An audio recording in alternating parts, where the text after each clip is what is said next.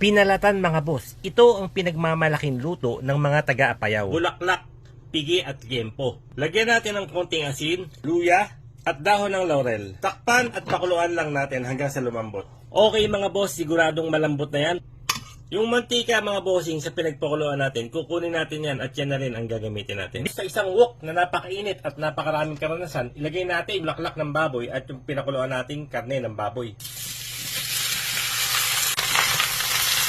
At saka natin ilagay yung kinuha nating mantika sa pinagpakuluan niya mga boss. Semi-prito ang gagawin natin dyan.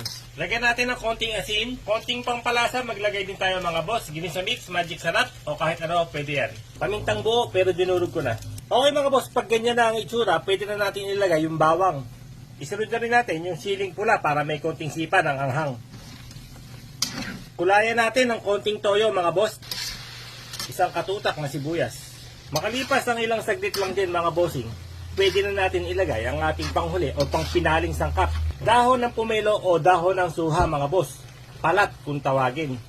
Mas maraming dahon ng suha mga boss, mas okay. Okay mga boss, lumipas ng ilang minuto. Ito na ang ating napakasarap at napakabisa at napakalupit na pangpulutan mga boss. Pinalat. Pang-ulam, pang-pulutan, bahala ka na.